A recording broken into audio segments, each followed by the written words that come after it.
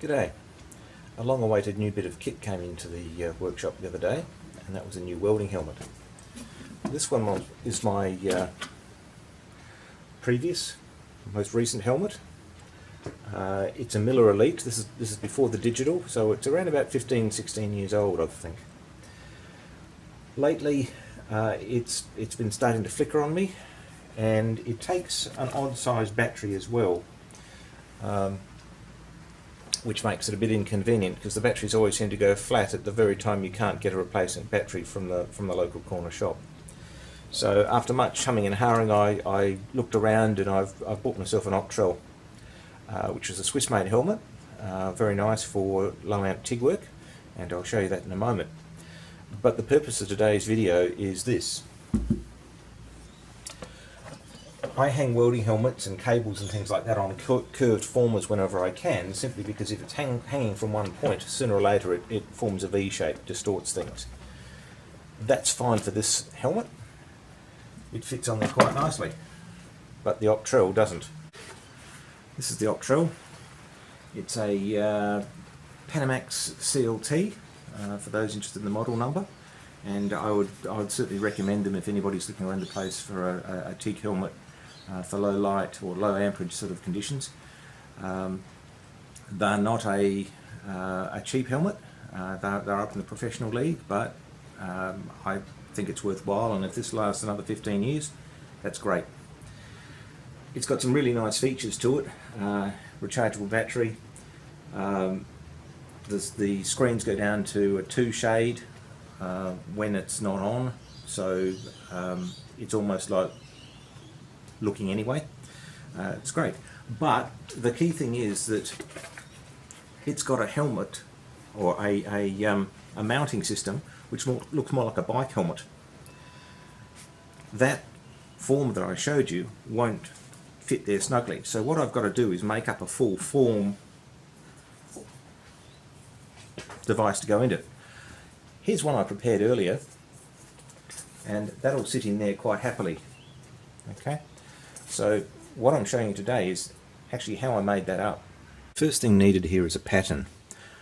What I've done here is used my 2D CAD package to draw out the basic top view and the side view, and then from there I've taken sections through there to give me what it's going to look like through those sections. Once I've done that,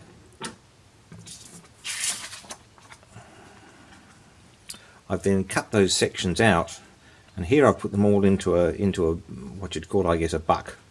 But by taking each pair of those sections, and they're all separated by 30 degrees, I was able to produce a pattern like that. Now the dotted lines are important because they are the changes in section. This is basically a flat interpretation, but that will then roll over that, if I can get the edges to line up properly. Okay. Now, the idea of rolling that and then marking is actually from Covell. He calls it rollation, and he's used it to make square to round transitions and things like that, but I'm not quite sure whether he's ever used it for something like that. However, it works. So I've now got 3 patterns, and because of the nature of the shape, those 3 patterns there, mirror image over here, mirror image over here, and same thing there. So I can cut those pieces out, and I've actually started doing that like so, and then I'm going to be able to form those up into a semi-round shape, pop them together, and fingers crossed I'll have my ellipsoid, I think is or it'll be half an ellipsoid, I think is the technical term for it. So I'm cutting these pieces out with the bench shears here. I could make it easier for myself. If I blued up all these pieces of metal, you could probably see the scratch lines more easily. As it is with the light I've got over here, I can just pick out that, and that makes it a little bit easier. These are actually faceted because of the steps in the pattern, but when the thing is rolling into each other, very slight angle between them, I generally find I'm trying to round that a little bit just to get a better fit. If you're doing this sort of thing and you wonder, well, is this going to give me a curve or is it going to be a flat line? You may be able to see here, if I can get that lined up properly, there's just an ever so slight curve here. What I'm doing here is very much like the way some people peel an orange. And if you remember how things come off, they come off with a triangular segment, but they've got just a slight bulge. That bulge will vary depending on the shape, and because I'm doing an ellipsoid, it's a little bit tricky, but it will work because of that slight curve there. Everything is labelled, and this one's 0 to 30 degrees. It gives me an idea of which part goes where. Some of these, of course, are going to have to be used backwards, and so I need to make sure I've got my orientation, and if in doubt, I can compare to my my cardboard template here. This is just a bit of Weet-Bix packet. It's that or the chocolate wrapper, but I didn't have any chocolate wrapper, so the Weet-Bix will have to do. It just needs to be something that will withstand the rigours of being scribed around. If I was doing lots of these, I'd probably use some thin MDF or maybe even some sheet metal and say, right, that's my template. But as it is, this will do fine.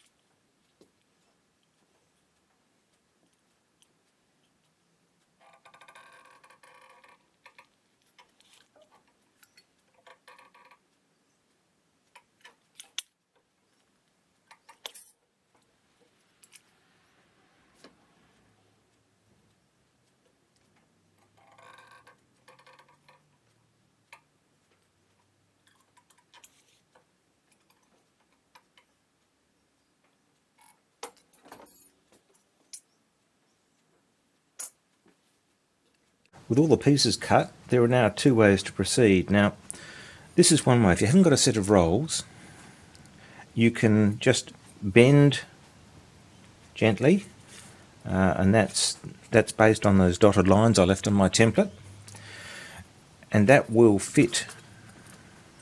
So you may have to do a little bit of manipulation because the angle of bend, I've just used a straight 22 degrees here, but it's not quite what it will be up the top there, so that'll have to come out a bit. But that will fit up like that. You can then weld that and you'll have a faceted look. I'm actually going to run these through the roll to get that round, and there's also a little trick with that. But if you haven't got a set of rolls, that is one way to do it, and you'll get a faceted looking device. And I'll weld this up just for the pure hell of it. You get a faceted looking device like that, and then you make another 3 of those, and you'll have a weird looking obloit made out of flats. So to get my first tacks on, I've got a couple of bolts here, and they're just because they give you a bit of a wedging action to support that. Once I have a tack or two on there, then I can bend and manipulate and get the angle quite right. I've cleaned up the edges with my acetone, because with aluminium welding in particular, cleanliness is almost everything. Fit up is the other important thing. I didn't want to clean the whole part because I need these markings, at least until I've got it basically together, to tell me how it goes together. One of these parts, this one in particular, is almost symmetric but not quite. So the plan is a couple of tacks, and then do a bit of bending and manipulation to get everything to meet up. A couple more tacks, add that piece in, same sort of deal, and hopefully we'll be able to see a quarter ellipsoid. This is how the faceted version of the shape turned out, and as you see, if I get a, what's that, 30 to 60, the middle one, if I get one of my templates, it lays over pretty well. I knew it was going to work out reasonably well because I did the same thing in a piece of paper. Paper is much easier to cut than metal, and join for that matter, but a sticky tape, but there you go. It doesn't fit on my buck as well as I would ideally like because the welds on the back are not quite dressed and a bit lumpy and all the rest of it. So, but it was only a demonstration piece really to show that, well, yes, you could do it this way. I'm going to be rolling and get a smoother shape, but this is one way to do it if you haven't got access to rolls. One thing you might notice here is that the top, I haven't welded the top. That's going to be a bit tricky because with the narrow sections there, the heat is going to tend to want to melt those things off. So I haven't quite decided what I'm going to do there. I may wait until I've got the other segments in place and then very carefully weld that up, hope that the other segments will take the heat away. Another possibility is get a hole saw out and just basically put a 30mm hole or something like that in there. And then weld a plug in, and that'll come around here. It'll get rid of these sharp bits and give me a sort of, I guess, a flat on the top there. One other thing about using a set of rolls to do this sort of stuff on an irregular shaped part is that the rolls will deflect depending on what the force on them is. The amount of force required to put the curve in will depend on the width of the section, and so when you're rolling this end, you'll get a particular sort of curvature. When you're rolling this end, if you haven't touched the settings, you'll get slightly more curvature. So what you'll have to do when taking this out ready to use it is you probably have to hand manipulate that a bit anyway to get that right. But just something to bear in mind, that just because you've run a flat strip of stuff through your rolls and you think everything's wonderful, doesn't mean that it'll be the same for, well, it won't be the same for a wider strip, but it certainly won't be the same for, should we say, an irregular shaped piece like this. I've curved these in the rollers, and now just to knock off any corners to stop them meeting up nicely, I've just run them on the linisher like that to take off any corners. This one here I've put a bit of blue on just to show you what does come off, and you might be able to just pick up there's a little bit of blue there and there's a little bit there. So once they're curved you can do that. I've started the welding up the sides here, just enough to get myself something to grab hold of and something to be able to manipulate the rest of the joint. I'm using just a strip of aluminium bent to the right angle, held on with a couple of clips as a starting point, and that'll enable me to put a bead up to where it starts spreading. Then once again I can manipulate. The angles aren't the same, so there are actually two of these, and there's another one that goes down here, but I'm only doing one weld at once, so I find that if I do that weld, get the other set out, do the same weld, and then I come back to this one, it's cooled down enough that I'm not burning myself. This is a one-to-one plot of the plan view, and I've got an angle plate that I normally use for milling here to use as a square. What you can see here is if I put that up against that surface, this actually overruns down here somewhere. This actually overruns a bit now. I think that's because I didn't allow for material thickness in all this. So what I now need to do before I weld these things into a quadrant, into a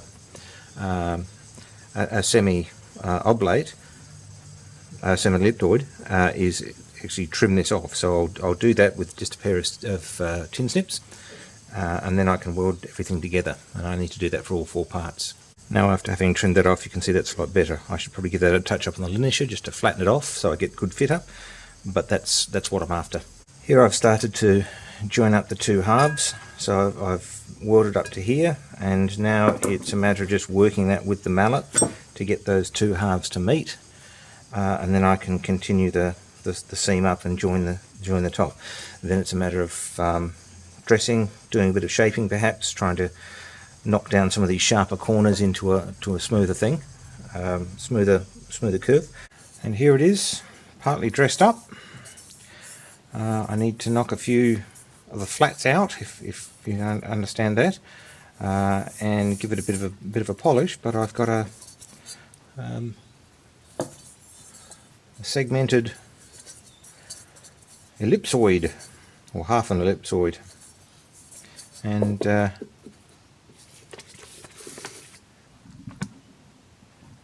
it even fits the pattern.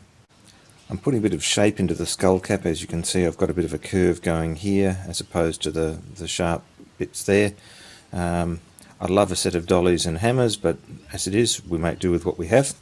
And so what I'm doing here is I'm just suspending that like so on a corner, and then starting at the outside, working my way in with a sheet metal mallet, using the large surface.